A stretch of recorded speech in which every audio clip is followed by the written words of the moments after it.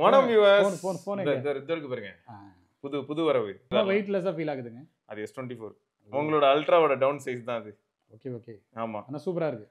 So அந்த மாதிரி தான் நீங்க இப்ப பேசுறதுக்கு தகுந்த ஒரு ஃபோன் தான் இப்போ வருது. வால்பேப்பரை பாத்துக்கோங்க. OnePlus 13s. ஓகே, அதான் இப்போ என்னன்னா, இமானுவல் ப்ரோ ஸ்டார்டிங்ல என்ன சொன்னாங்க நோட் பண்ணீங்களா? பா லைட் வெயிட்டா இருக்குங்க, குட்டியா இருக்குங்க. ஸோ இந்த குட்டி ஃபோன்ஸ்க்கு ஒரு ஃபேன் பேஸ் இருக்கு ப்ரோ. ஆனா அவங்க எல்லாருமே இப்படி ஏன்னு கை தட்டுறாங்க, ஃபோன் வந்ததுக்கப்புறம் வாங்க மாட்டாங்க. ஏன்னு பார்த்தா பேட்டரி நிக்காதுங்க அப்படின்றாங்க. ஐயோ ஏன் நீ தானே குட்டி ஃபோன் வேணும் சூப்பரா இருக்குன்னு சொல்லி கையெல்லாம் தட்டிட்டு இருந்தா ஒரு நாள் முழுக்க கை தட்டிருக்கியா? இந்த பேட்டரி நிக்காதுங்கிற விஷயத்த நான் வந்து புறந்தள்ள விரும்புறேன். ஏன்னா Xiaomi 14 வந்து எனக்கு பேட்டரி பேக்கப் S24 அல்ட்ராவோட பெட்டரா தான் கொடுக்குது. ஓகே, இல்ல அது வந்து சப்ஜெக்டிவே வைப்போம்.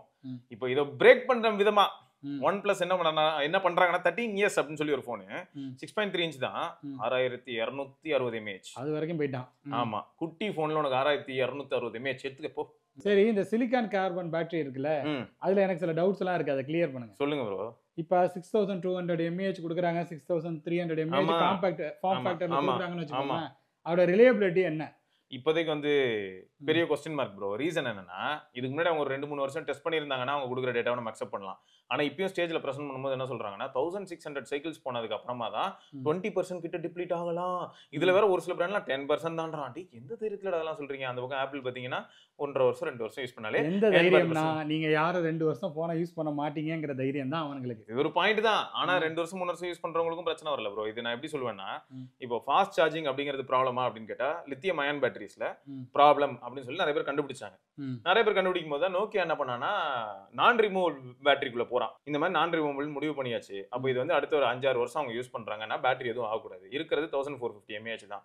அப்ப அந்த இடத்துல தான் என்ன ஆயிடுச்சுன்னா அவங்க ட்ரிக்கிள் டவுன் சார்ஜிங் ரொம்ப ஸ்ட்ராங்கா இம்ப்ளிமெண்ட் பண்ணாங்க, அக்ரெசிவா புஷ் பண்ணாங்க. ஆமா, என்ன ஆயிடுச்சுன்னா சார்ஜர் 2.75 ல இருந்து 3 வாட்ஸ்ல தான் ஏறுது போன் சார்ஜே. அந்த 3 வாட்ஸ்ல ஏறதே இவங்க என்ன பண்ணுவாங்கன்னா 3.5 மணி நேரம் 3 மணி நேரம் ஏற விடுவாங்க இந்த 1450 mAh. சரி, எனக்கு இதுலயும் ஒரு டவுட் இருக்கு. சிலிக்கான்னா என்ன? சிலிக்கான்னா நம்ம தான் என்னது? மண்ணு தான். மணல். மணல் கரெக்ட்டா? ஆமா. கார்பன்னா என்ன? அது கரி. கரி. ஆமா, கரியும் மண்ணையும் தோண்டி எடுத்து அந்த பேட்டரியை உருவாக்கிக்கிட்டே இருந்தா அந்த சமூகம் என்ன ஆகிறது? இந்த எக்கோசிஸ்டம் என்ன ஆகிறது? இது எப்படி ஒரு ஃப்ரெண்ட்லியான நேச்சரா இருக்க முடியும்? லித்தியம் அயன் மட்டும் என்னத்த ஃப்ரெண்ட்லி? அதை எடுக்கிறதுக்கு பண்றது நீங்க பாத்திருப்பீங்க. அது கரெக்ட் ப்ரோ. உள்ள வந்து பம்ப் பண்ணி தண்ணியை உள்ள வச்சு அடிச்சு நொறுக்கி வெளில எடுப்பாங்க. அது வந்து எடுத்து இது வரைக்கும் நடந்துகிட்டு இருந்தது. அது ஓகேவா? இப்போ புதுசா ஒரு டெக்னாலஜியை கொண்டுட்டு வரும்போது நீங்களே சொல்றீங்க அது டிப்ளீட் ஆகிறதுக்கு எத்தனை வருஷம் ஆகும்னு இன்னும் தெரியல அப்படிங்க. ஆமா, அவங்க அப்படிதான் சொல்றாங்க. ரொம்ப வருஷம் இல்ல ப்ரோ, இல்ல அவங்க ரொம்ப வருஷம் ஆகும்னு சொல்றாங்க. சிலிக்கான் கார்பன் பேட்டரியோட மொபைல் போன்ஸ் வந்து எத்தனை நாள் ஆகுது? சிலிக்கான் கார்பன் பேட்டரிஸோட இப்ப வர ஆரம்பிச்சு 2 வருஷம் இருக்கும்னு வச்சுக்கோங்க. 2 வருஷம் இருக்கு. ஆமா, ஏன்னா ஹானர் போன்ஸ்லாம் இதுக்கு முன்னாடி சிலிக்கா கார்பைட் தான். ஹுவாவே அந்த சிலிக்கா கார்பைட்ல உள்ள அட்வான்டேஜ் அப்படின்னும்போது பவர் பேக் பண்ற அந்த டென்சிட்டி இன்க்ரீஸ் ஆயிருக்குங்கிறாங்க. இப்போ நம்ம ஒரு குறுகிய ஏரியாக்குள்ளார எவ்வளவு இதுக்கு முன்னாடி அடைச்சோமோ அதோட அதிகமாக அடைக்க முடியுது. அதனால பழைய லித்தியம் அயன் பேட்டரி இருக்கிற சைஸ்லயே இந்த சிலிக்கா கார்பைட் கொண்டு வரும்போது அதே சைஸ்லயே நம்மளால என்ன பண்ண முடியுதுன்னா இதுக்கு முன்னாடி 4000 mAh இப்போ 6000 mAh வரைக்கும் புஷ் பண்ண முடியுது. ஸோ அதுதான் இங்க அட்வான்டேஜ் ஆயிருக்கு. பிளஸ் இந்த கெமிக்கல்ஸோட அந்த ஓவரால் வெயிட்டேஜ் இப்போ இந்த 6000 mAh லித்தியம் அயன் யூஸ் பண்ணோம் அப்படின்னும் போது அந்த லேயர்ஸ் உள்ள இருக்க கெமிக்கல்ஸ் அந்த வெயிட் இன்க்ரீஸ் ஆகுறது அது இங்க ரொம்பவே ரிடியூஸ் ஆனனால தான் அவங்க வந்து வெயிட்டும் கம்மி பண்ணி மொபைல் போன்ஸ்லாம் வந்து காம்பாக்ட்டா கிடைக்குது. அதெல்லாம் வந்து யூஸ் பண்றாங்க. அதான் நீங்க கேட்ட கேள்வி வந்து 100% நியாயமானது. இது வந்து பதில் வந்து இன்னொரு 3 வருஷம் 4 வருஷம் ஆகும். என்விரான்மெண்டல் ஃப்ரெண்ட்லியான ஒரு கண்டுபிடிப்பு சொல்ல முடியல. பேட்டரி என்விரான்மெண்டல் ஃப்ரெண்ட்லியான்னு கேட்டா காலகாலமா என்விரான்மெண்டல் ஃப்ரெண்ட்லி இல்ல. நான் அதை சொல்றேன். இப்போ 2 இயர்ஸ் ஆகுதுங்கிறீங்க. இப்ப லித்தியம் அயான் பேட்டரியை டீகம்போஸ் பண்றதுக்கு ஆகக்கூடிய செலவை ஒப்பிடும்பொழுது சிலிக்கான் கார்பன் பேட்டரியை டீகம்போஸ் செய்வதற்கான செலவு கூடுதலா குறைவா? இப்ப கண்டிப்பா இப்படி ஒரு ப்ராசஸ் இருக்குன்னும் போது இப்ப கூடுதலா தான் இருக்கும். கூடுதலா இருக்கும் அப்படின்னா ஏர்லி ஸ்டேஜ். இது எப்ப தெரியும்னா, நிறைய பேர் இந்த சிலிக்கான் கார்பன் பேட்டரியை யூஸ் பண்ணிட்டு அதை தூக்கி போடும் போது அது என்ன பண்றதுன்னு யோசிக்கும் போது தான் அந்த பிரச்சனை வரும். இல்ல, அதுக்கெல்லாம் ஆல்ரெடி ஒர்க் பண்ணிருப்பாங்க ப்ரோ. இப்பெல்லாம் ரொம்பவே இந்த ஃபீல்டுல இருக்கிறவங்க அடுத்த 10 வருஷத்துல என்ன நடக்கும் அந்த அளவுக்கு யோசிச்சுதான் அவங்க நிறைய விஷயங்கள் ஏற்கனவே பண்ண ஒர்க்கோட விளைவு தான் இப்ப வந்து இந்த பழைய ஜப்பான் போன்லாம் இந்தியாவில் வந்து வித்துட்டு இருக்காங்க. அது வந்து நம்ம ஆளுங்களோட கிரீட், சரியா, பேராசை. இப்ப இந்த இடத்துல ஆனா 2 ஆங்கிள் பார்க்கலாம். அவங்க ஊர்ல வந்து பர்ச்சேசிங் பவர் அதிகமா இருக்கு, இஷ்டத்துக்கு பர்ச்சேஸ் பண்ணி வெள்ளத்துக்கு போட்டுக்கிட்டு இருக்காங்கன்னு வைப்போம். நம்ம ஊர்ல பர்ச்சேசிங் பவர் அவங்க அளவுக்கு இல்ல. நம்ம வந்து எலக்ட்ரானிக் குட் வந்து இப்ப சிதிலமடையுது அப்படின்னாலும் கூட அதை ரீஸ்டோர் பண்ண முடியுமா? 100% பண்ண முடியுங்கிறனால தான் ரைட் டு ரிப்பேர்ங்கிற ஒரு டேகே வச்சுட்டு நம்ம சுத்திட்டு இருக்கோம். சோ அப்போ நம்மளால வந்து $1000 இருக்கிற போனை $200 வாங்க முடியுதுன்னு தெரிஞ்சதுக்கு அப்புறம் ஏன் கரும்பு திங்க கூலியா கதை தான். சோ அப்ப ப்ராப்பரா பண்ணா ஓகேங்கிற நம்ம ஊர்ல. ஆனா என்ன ப்ராப்ளம்னு சொல்றேன், இப்போ இந்த மாதிரி ஜப்பான்ல இருந்து டிவைஸ் வருது ப்ரோ, டிவைஸ் குவாலிட்டி அல்ட்டியா இருக்கு. ஜப்பான்ல வந்து நம்ம அப்சர்வ் பண்ணிருப்போம் இது வரைக்கும், ஜப்பானா இருக்கட்டும் இல்லாட்டி வந்து நம்ம சாம்சங்கா இருக்கட்டும் இல்லாட்டி நம்ம ஐபோனா இருக்கட்டும், ஏன் இவனுங்க கிட்ட மட்டும் ரேஞ்சு எப்ப பாரு அடி வாங்கும், சிக்னல் ஸ்ட்ரென்த்தும் அடி வாங்கும். சைனீஸ் போன்ல சிக்னல் ஸ்ட்ரென்த் அதிகமா இருக்கும்.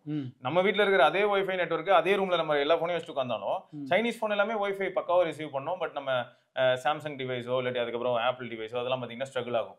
இதுல 2 புள்ளி இருந்தா சைனீஸ்ல ஃபுல் பார் இருக்கும் வைஃபை சிக்னல் ஸ்ட்ரென்த் எல்லாம். சோ இதெல்லாமும் சில சமயங்கள்ல யோசிக்க வைக்குதுன்ற அதே மாதிரி தான் அந்த சோனிலையும் இல்ல பாக்குறேன். அது உங்களுக்கு வந்து முன்ன பின்ன இருந்தாலும் நம்ம இந்தியாவுக்குன்னு ஒரு ஸ்டாண்டர்ட் ஒன்று இருக்குல்ல. இது நிறைய பேர்ட்டு நான் வந்து கேட்டு விசாரிச்சு தெரிஞ்சிருக்கேன். பிஎஸ்என்எல் ஏன் சில இடங்கள்ல வந்து கிடைக்க மாட்டேங்குது சிக்னலுங்கும் போது, அதுதான் அந்த ஃப்ரீக்வன்சி வந்து ஒரு அளவு ஒன்று இருக்கு. ஆமா, அந்த ஸ்ட்ரென்த் வந்து கொஞ்சம் ஒரு அளவு ஒன்று இருக்கு. இன்னொன்னு அதுக்கு மேல போனா அது ஹியூமனுக்கு வந்து அஃபெக்ட் ஆகும். இன்னொன்னு இருக்கு, அது நான் அந்த ஆங்கிள்லயும் இல்ல அது வேற. அது இல்ல, மத்தவங்க எல்லாரும் அந்த பெர்ஃபெக்ட் சிக்னல் மெயின்டைன் பண்றாங்க. இப்படி 2 ஆங்கிள் பார்க்கலாம். ஒன்னு பிஎஸ்என்எல் கரெக்டானது மெயின்டைன் பண்றான், மத்தவங்க எல்லாம் ஓவரா பூஸ்ட் பண்றாங்க, அப்படி மெயின்டைன் பண்ணலாம். ரெண்டாவது பிஎஸ்என்எல் மெயின்டைன் பண்றது யாரோ அவரை வந்து நல்லா இருக்கீங்களா சுவர் கவனிச்சுடுமா. ஆமா, எங்க எனக்கு லாபமா அங்க பண்ண முடியும். நான் வந்து பிஎஸ்என்எல் ஆஃபீஸில் போய் கேட்டேன், எனக்கு வந்து ஃபைபர் கனெக்ஷன் கொடுங்கன்னு சொல்லிட்டு. அவர் உடனே எனக்கு ஒரு நம்பர் ஒன்று கொடுத்தாரு. இதை ஏற்கனவே சொல்லியிருக்கேன்னு நினைக்கிற வீடியோவில். அவர் எனக்கு சொந்தக்காரர் தான். அவர் வந்து எங்க தெருக்கு பக்கத்துல தான் இருக்காரு. அவரு தான் அந்த ஏரியாவுக்கு கனெக்ஷன் கொடுத்துட்டு இருக்காராம். அவரே தனியா ஒரு ஆப்டிகல் ஃபைபர் கனெக்ஷன் வேற வச்சிருக்காரு. அப்ப அதுதானே கொடுப்பாரு. எதுலங்க லாபம் வரும்? சும்மா இதே தான் நான் சொன்னேன். சர்வீஸ் ப்ரொவைடர்னு தனியா அவங்க ஏதோ ஒரு கணக்கு வச்சு எடுத்து வச்சிருக்காங்க. இப்ப ஃப்ளவர் வீக்கால அதான பிரச்சனை எனக்கு வந்துச்சு. ஃப்ளவர் வீக்கால என்ன ப்ராப்ளம் எனக்கு? கரெக்ட், இதேதான் ப்ராப்ளம். உங்களோட பிசினஸ் மாடல் அது எவ்வளவு வீக்கானா 3 வீக்கா இருக்காரு. அந்த மாதிரி ஆட்கள் எல்லாம் இருக்காங்க. இது என்னங்க புதுசா ஃப்ளவர் வீக்கா? அதான் ஃப்ளவர் வீக்கா வந்து ஒரு ஆஃப்லைன் ஸ்டோர். அவங்க வந்து என்னன்னா இப்ப அவங்களுக்குன்னு ஒரு சில டார்கெட்ஸ் இருக்கும் ப்ரோ. நான் அதை வந்து நான் எதுவும் சொல்ல முடியாது. இப்ப நாங்க போய் வேலை பார்த்தேன்னா எனக்கு வந்து டார்கெட் இருக்கும். நான் இதுக்கு தான் சொல்றேன், நான் இப்ப ஆப்பிள்ல ஒர்க் பண்றேன்னா சர்வீஸ்ல எப்படி வந்து நான் அதிகமா ரெவன்யூ ஜெனரேட் பண்றதுங்கறத பத்தி நான் டிசைட் பண்ணுவேன். அதே மாதிரி என்ன ப்ரோ அப்படி சொல்லிட்டீங்க பாருங்க. இப்ப ஆன்லைன்ல அமேசான் இருக்கு, ஃபிளிப்கார்ட் இருக்கு. இவங்க எல்லாம் வந்து குறைந்த விலையில வந்து சேல் பண்றாங்க. அவங்க வந்து மாஸ் ப்ரொக்யூர் பண்றாங்க. அவங்க இப்ப இந்த மேன் பவர் இருக்குல்ல, இப்ப வந்து இந்த ஃப்ளவர் வீக்கா மாதிரியான நிறுவனங்கள் வந்து ஒரு 10 பேரை வேலைக்கு அமர்த்தி அவங்களுக்கு சம்பளம் கொடுக்குதுல்ல, அந்த இதுல அப்படி வச்சுக்கிட்டாங்கன்னு அதுதானே ப்ரோ சொல்றேன். 10 பேருக்கு வேலை கொடுத்து அந்த 10 பேர் வீட்டுல அடுப்பெரிய உதவுறதெல்லாம் நான் சல்யூட் தானே அடிக்கிறேன். அதுல இருக்க ஆனா சூட்சமத்தையும் நான் சொல்லணும்ல சில சமயங்கள்ல. எதுக்குன்னா இப்ப என் ஃப்ரெண்ட் இமானுவல் ப்ரோ வந்து ஒரு ஸ்டோருக்கு போறாருன்னா அவருக்கு நான் ஆல்ரெடி என்ன பண்ணிருப்பேன், 30,000க்கு இதெல்லாம் ஆப்ஷன் ப்ரோ இதெல்லாம் பாத்துக்கோங்க நான் சொல்லி அனுப்புறேன். அவர் தலையில வேற எதாவது கட்டி அனுப்பும்போது அப்ப எனக்கு கோவம் வருமா வராதா? அப்புறம் நாளை பின்ன வந்துட்டு வெளியில இல்லாட்டி வெப்சைட்ல மட்டும் நிறைய பேர் எல்லாம் போட்டிருப்பாங்க க்ரோ வித் அஸ், சரியா எங்களோட இணைஞ்சிங்கன்னா வாழ்க்கையே உங்களுக்கு ஒளிமயமா ஆகும் நம்ம எல்லாம் போட்டுட்டு. ஆனா வெளியில அப்படி நடந்துக்கலாம் என்ன பண்ண முடியும்? நிறைய ஸ்டோர்ஸ் இருந்தது, அதாவது ரொம்ப சொற்ப அளவுல ஸ்டோர்ஸ் இருந்தது. ஸோ நாங்கெல்லாம் உள்ள வந்தது எதுக்குன்னா காம்படிஷன் கொடுத்து ரேட்டையும் குறைச்சு அதே சமயம் மக்களுக்கு வந்து நல்ல டிவைஸை கொண்டு போய் சேர்க்கணும்னு வந்தோம் அப்படின்ற மாதிரி தான் அவங்க சொல்லுவாங்க. நீங்க ஏங்க கதை கடையை திறந்தீங்கன்னா லாபம் பாக்குறதுக்காக போன் விற்கிறதுக்காக மட்டும் எல்லாரும் சொல்லுவாங்களா? இது ஒரு நல்ல அபவுட் அஸ் பேஜா இருக்குமா?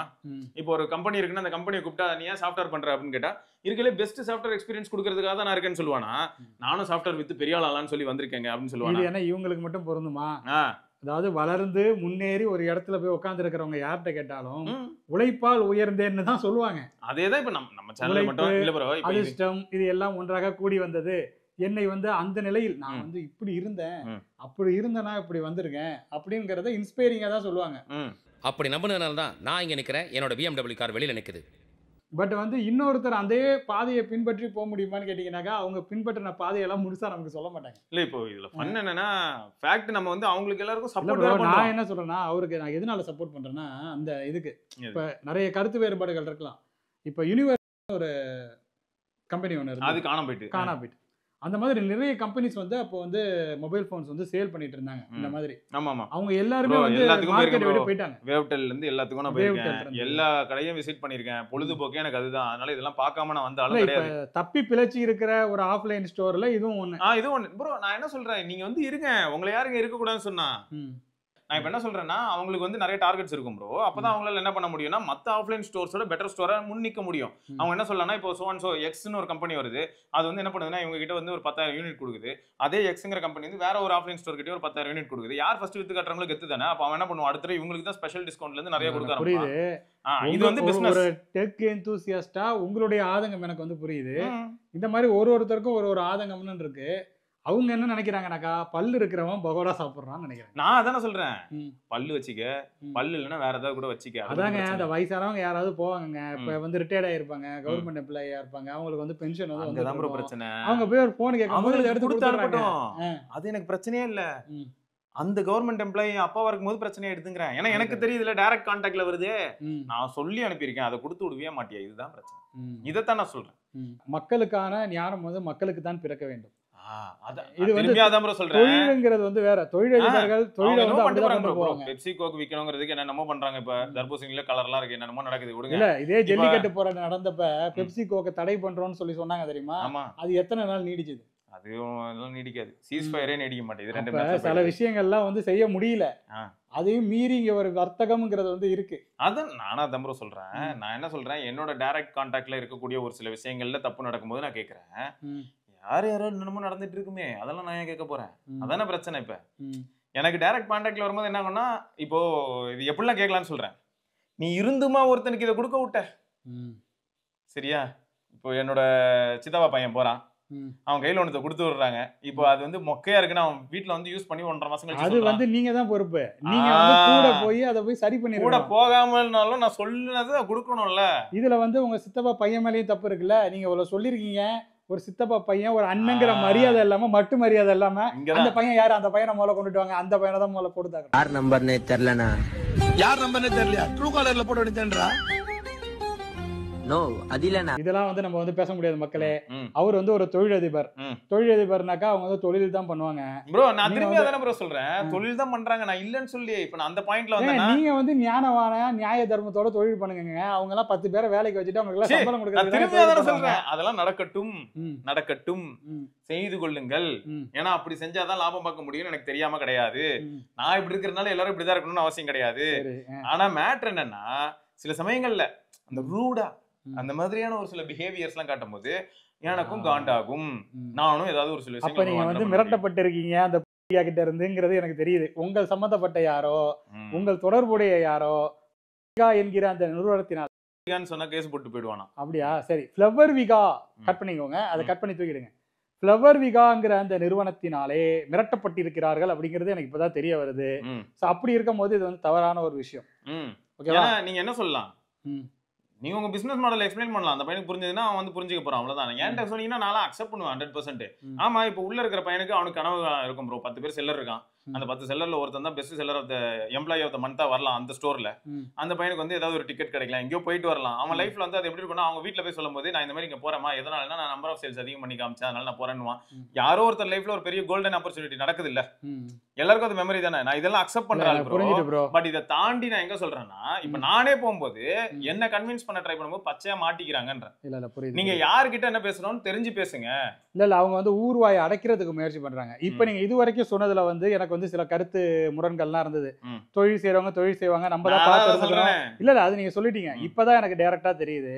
உங்கள் தொடர்புடைய யாரோ அவர்களால் வந்து இந்த மாதிரிலாம் சொல்லக்கூடாது அப்படிங்கிற ம். மாதிரியான சில எப்படி சொல்றது, சில மிரட்டலுக்கு உட்பட்டிருக்காங்க அப்படிங்கிறது எனக்கு வந்து தெரிய வருது. ஆமா. இந்த விஷயத்துல நான் சொல்ல வர்றது என்னன்னாக்கா, பேச்சுரிமைங்கிறது வந்து அனைவருக்குமே இருக்கிறது, கருத்துரிமை என்பதும் அனைவருக்குமே இருக்கிறது. இதுல வந்து ஒரு நிறுவனம்னு இருக்கிறதுனால நீங்க செய்யறதெல்லாம் சரியா தப்பாங்கிறத நாங்க பேசல. யாரோ ஒருத்தரை நீங்க வந்து தனிப்பட்ட முறையில என்னை பத்தி நீ பேசவே கூடாதுன்னு சொல்றது வந்து தவறு. என்ன பதில் சொல்லுவ? ஆமான்னு உண்மையை ஒத்துக்க முடியுமா? செருப்பால் இப்ப அடிப்பாங்க. அவர் வந்து வேலைக்கு அமர்த்தி இருக்கிறாரு இல்லையா? இப்ப அவங்க நிறுவனத்துல நிறைய பேர் வேலையில வந்து சேர்ந்திருக்காங்க. அவங்களுக்கு ஒரு பிரச்சனை ஒண்ணு இருக்கும். அப்போ ஒரு கஸ்டமர் அவங்க வந்து எவ்வளவு நீ போன் விக்கிறியோ, ம். இல்ல எவ்வளவு பொருட்களை விக்கிறியோ, அதுல இருந்து உனக்கு அதுக்கு தகுந்த மாதிரியான ஒரு முன்னேற்றமும் வாழ்வுல வந்து ஏற்படும். உன்னோட ப்ரோ, சம்பளத்துல அதுதான் முன்னேற்றம் நான் சொல்றேனே ப்ரோ. ஃபர்ஸ்ட்ல இருந்து இதுதானே சொல்லிட்டு இருக்கேன். ம். நான் தான் 40-50 வீடியோல பேசிட்டேன், ஃபோனர்னால கூட பேசியிருக்கேன். ம். எல்லாருமே பிசினஸ்னு பார்த்தா அப்படிதான் பார்ப்பாங்க. இப்போ நான் நத்திங்க திட்டுவேன், ம். காரி துப்புவேன், அப்புறமா என்ன சொல்லுவேன்னா பிரில்லியன்ட் மார்க்கெட்டிங் ஸ்ட்ராட்டஜின்னு சொல்லுவேன். ம். அந்த மார்க்கெட்டிங் ஸ்ட்ராட்டஜியை நான் மார்க்கெட்டிங் ஆஸ்பெக்ட்ல பார்க்கும்போது பிரில்லியன்ட், ம். ஒரு கன்சியூமர் பாயிண்ட்ல பார்க்கும்போது ஏமாத்து வேலை. ம். ஏன்னா அவன் அவ்வளவு சூப்பரா வடை சொல்றான், ம். நானும் கூட சேர்ந்து ஒரு 4 வடையை சுட்டு கிளம்பி போயிட்டே இருக்கலாம். ம். இப்போ ஆனா இந்த பக்கத்துல இருந்து நான் பேசும்போது என்ன ஆகுதுன்னா, நீ சூப்பரா சுடுற, ம். ஆனா பார்க்க செமையா இருக்கு, ஆனா சாப்பிட்டு பார்த்தா எனக்கு நல்லா இல்லைன்றேன். ம். இதேதான் ஆப்பிள்லயும் சொல்லுவேன், கர்ச்சீஃப் வித் அதெல்லாம் மாசு ப்ரோ. யார் ப்ரோ விற்க முடியும்? ம். 2000 ரூபாய்க்கு கர்ச்சீஃப் வித்து காட்டுவீங்களா நீங்க யாராவது? கரெக்ட். டாடி. இல்ல இல்ல நான் இப்ப தலைவர் என்ன சொல்ல வர்றாரு, இப்ப நாங்க என்ன சொல்ல வரோம்னாக்கா, ம். ஃப்ளவர் விக்காங்கிறது ஒரு நிறுவனம், அது இருக்க வேண்டும், அது நிறைய பேருக்கு வந்து சம்பளம் கொடுக்கணும், நிறைய பேர் அதனால வந்து வாழ்வாதாரத்தை வந்து பெருக்கணுங்கிறதெல்லாம் Exactly. மாற்று கருத்தே கிடையாது. ஆமா. ஆனா அதுல சில நியாய தர்மம் வேணும். என்ன கேட்டு வரணும் அப்படிங்கிறதுதான். அதை மட்டும் கொடுக்கணும். ம். கம்ப்ளீட்டா அது இல்லைன்னா நீங்க மனசாட்சியோட கொஞ்சமாவது என்னன்னா என்ன கேட்டு வரானோ அதை கொடுக்கலாம். அவனே சுத்தமா அவனுக்கே நிஜமாவே ஐடியா இல்ல. அவன் என்ன கேட்டு வரான் தெரியுமா? உள்ள வரும்போதே அண்ணே விவோ V40 இருக்கானே அப்படி கேட்டு வந்தானா, யோ அதே காஸ்ட்டுக்கு இப்ப V40 கிடைக்குதியா? இந்த மாதிரி நீங்க பிஹேவ் பண்ணீங்கன்னா ரொம்ப ஹாப்பி. அட்லீஸ்ட் உள்ள வரும்போதே ஒருத்தன் இதை தெரிஞ்சுக்கிட்டு V40 கேட்க வரவன்ட்ட V40யோட V40 2000 ரூபாய் கம்மியா கிடைக்குது அதை வாங்கிக்கோங்கன்னு சொல்லி அப்படி மாத்தி விடாதீங்க. புரியுது. ஓகேயா? இதைதான் நான் எதிர்பார்க்கிறேன். வேற எதுவும் நான் எதிர்பார்க்கல. சப்டி இதுக்கப்புறம் நம்ம நம்ம சர்க்கிள்ல இருக்கிற யாராவது ஆனா இதுல நீங்க சொன்ன எல்லாமே எனக்கு புரிஞ்சுட்டு நான் உள்வாங்கிக்கிட்டது என்னன்னா, இதுல மக்கள் தான் மனம் மாறணும் அப்படின்னு நான் நினைக்கிறேன். அவங்க ஒரு ரிஜிடான ஒரு விஷயத்தை கையாளணும். எனக்கு இது தேவை, எனக்கு இதை தவிர்த்து வேற எதுவும் தேவையில்லை. ஒரு விஷயம் வேணும்னா ஆட்டம் பிடிக்க தெரியணும். இதுல நம்ம தான் முடிவு எடுத்துக்கணும். இது நமக்கு தேவையா தேவையில்லையாங்கிறது. சோ மக்கள் கையில நம்ம விட்டுடுவோம். ப்ரோ எப்பயுமே மக்கள் கையில தான் நம்ம விட்டுட்டு இருக்கோம். எப்பயுமே மக்கள் கையில தான் விட்டுறோம். ஏன்னா இப்போ ஒர்க் பண்ற ஒருத்தனும் மக்கள்ல ஒருத்தன் தான். அந்த கம்பெனி நடத்துற ஒருத்தரும் மக்கள்ல ஒருத்தர் தான். இப்போ வாங்க போற ஒருத்தரும் மக்கள்ல ஒருத்தர் தான். சோ மக்கள் கையில தான் நம்ம எல்லாத்தையும் விட்டுறோம். நல்லா புரிஞ்சு தமிழ்நாட்டுக்காரனா கொஞ்சம் மூளை இருக்கணும். இப்போ என்னடா மேட்டர்னாக்கா தலைவர் சொல்ல வந்ததை கிளியரா டெலிவர் பண்ணிட்டாரு. மக்களாகிய நீங்க தான் ஒரு நிறுவனத்துக்கிட்ட போய் ஒரு அலைபேசியை வாங்கும் போது தெரிஞ்சு புரிஞ்சு நடந்துக்கணும். நீங்க ஒரு விஷயத்துக்காக போனீங்கன்னா அந்த ஒரு விஷயத்துல இருந்து டெம்ப்டை மாத்தாதீங்க. என்னதான் அவங்க உங்க ஆசையை தூண்டினாலும் அதுல இருந்து தற்காத்துக்க வேண்டியது உங்களுடைய கடமை, உங்களுடைய பொறுப்பு. அந்த இடத்துல எங்களால எல்லா நேரத்திலயும் காப்பாற்ற முடியாது அப்படிங்கிறத சொல்ல அவராலேயே முடியல. சரி ரைட்டுங்க. சோ இதை தொடர்ந்து நம்ம இன்னொரு பதிவுல சந்திப்பா இருக்கோம். சிவபரணி இமானுவேல் பார்க்கலாங்க. பை. எங்க அந்த போனை கொடுங்க.